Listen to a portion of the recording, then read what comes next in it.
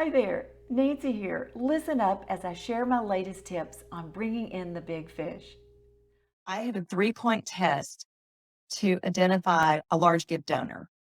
Identify who needs to be on your list to be potential or prospects, whichever word you want to use.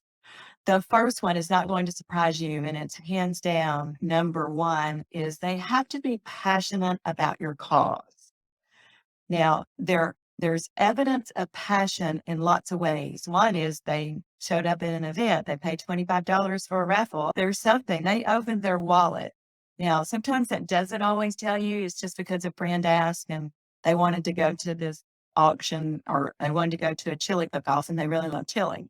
And that, you'd have to be careful, but there's some kind of indicator. That's number one. But think about that, just passion. There's something. They've made a comment on social media about something, or I always say that a donor's passion leaves breadcrumbs. I think you just watch their activities, things that they say, comment they make. If they're asking questions about something, that means they're curious more about your beneficiaries or what you do or how you do it. So you listening, that's really important. So passion is one.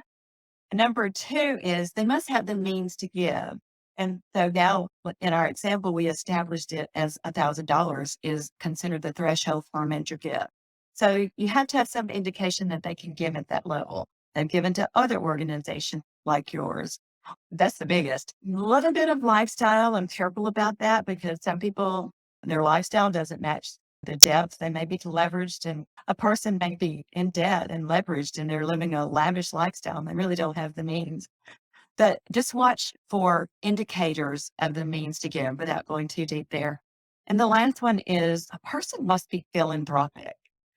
And that almost seems like a no-brainer that, of course, people must be philanthropic, but not everyone is philanthropic. So really keep your antenna up about people who are philanthropic. Just because someone is wealthy does not mean they are philanthropic. Doesn't mean they have a heart for giving. And I know that seems odd in our world because if we're a nonprofit, we want to change the world. We want to change our community. We want to beat cancer.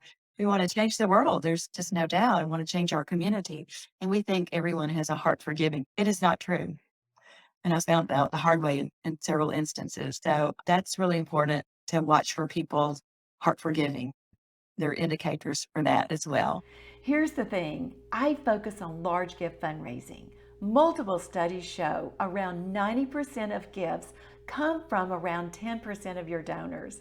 In other words, major donors carry the load for successful fundraisers. If you're not learning the ins and outs of large gift fundraising, you're missing out.